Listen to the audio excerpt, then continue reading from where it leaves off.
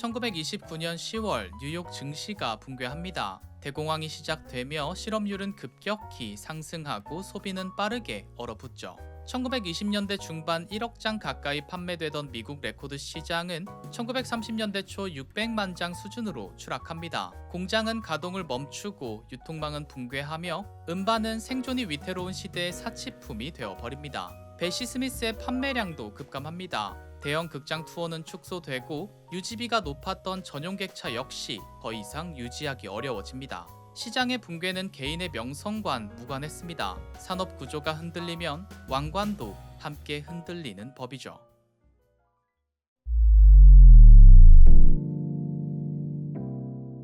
경제 위기와 함께 라디오는 빠르게 확산됩니다. 사람들은 돈을 내고 음반을 구입하는 대신 집에서 무료로 들을 수 있는 방송을 선택하기 시작하죠. 광고 기반의 라디오 산업은 음악 소비 방식을 재편합니다. 음반 판매 중심 구조는 점차 힘을 잃고 대중의 취향 역시 변해갑니다. 베시 스미스의 직설적이고 무거운 블루스 대신 사람들은 춤추기 좋고 집단적인 에너지를 가진 스윙과 빅밴드를 선호하기 시작합니다. 1931년 컬럼비아 레코드는 그녀와의 계약을 종료합니다. 이것은 재능의 소멸이 아니라 산업 전략의 전환이었죠. 그러나 그녀는 완전히 사라지지 않습니다. 1933년 프로듀서 존 해먼드의 주선으로 다시 녹음실에 들어가 마지막 세션을 진행합니다. Give Me a Pigfoot을 들어보면 리듬은 스윙으로 바뀌었지만 목소리는 여전히 중심을 장악합니다. Up in Harlem every Saturday night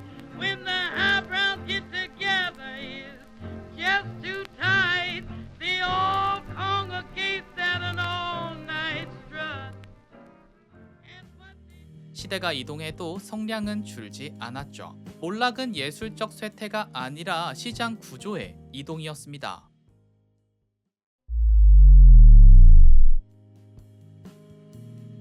(1930년대) 중반 그녀는 대형 극장이 아닌 남부 클럽과 소극장을 중심으로 투어를 이어갑니다. 규모는 줄어들었지만 관객은 여전히 존재했죠. 1937년 9월 26일 새벽 미시시피 61번 국도 공연을 위해 이동하던 차량이 트럭의 후미를 들이받는 사고가 발생하며 그녀는 심각한 부상을 입습니다. 오른팔은 크게 손상되었고 출혈은 상당했죠. 우연히 현장을 지나던 의사가 응급처치를 했다는 기록이 전기에 남아 있습니다. 이후 GT 토마스 허스피털로 이송되지만 과다출혈과 쇼크로 사망하게 됩니다. 향년 43세, 사고는 비극이었지만 그 이후 더 충격적인 이야기가 만들어집니다.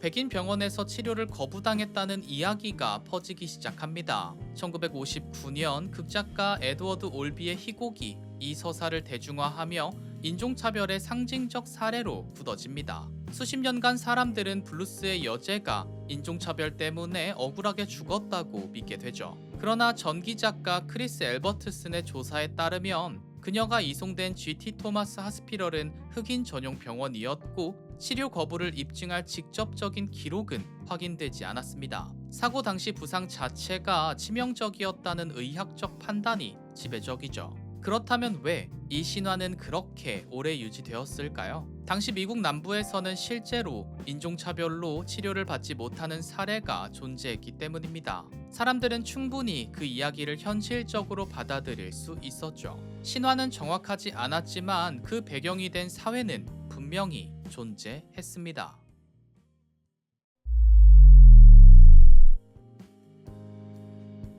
사망 이후 그녀는 필라델피아 근교 묘지에 묻힙니다. 그러나 묘비는 세워지지 않습니다. 한때 주급 $2,000를 벌던 여제는 표식 없이 잠들게 되죠. 가족 간 갈등과 재정 문제 역시 영향을 미쳤다는 의견이 지배적입니다. 33년이 흐른 1970년 록 음악 시대의 아이콘 제니스 조플린이 나섭니다. 조플린은 공개적으로 베시 스미스를 자신의 음악적 영감으로 언급해왔습니다. 그녀는 후아니타 그린과 함께 비용을 부담해 묘비를 세우고 그 묘비에는 이렇게 새겨집니다. The greatest blues singer in the world will never stop singing. 이것은 단순한 헌정이 아니라 세대 간 계승의 선언이었습니다.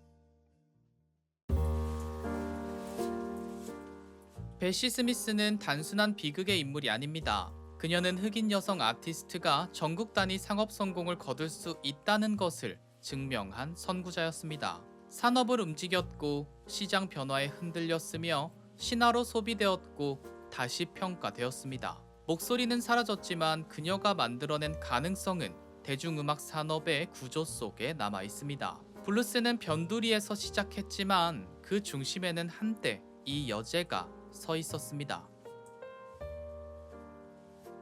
지금까지 아티스트 이야기해주는 남자 이상민이었습니다. 구독과 좋아요는 저에게 너무나도 큰 힘이 됩니다. 다음에 또 봐요. 안녕.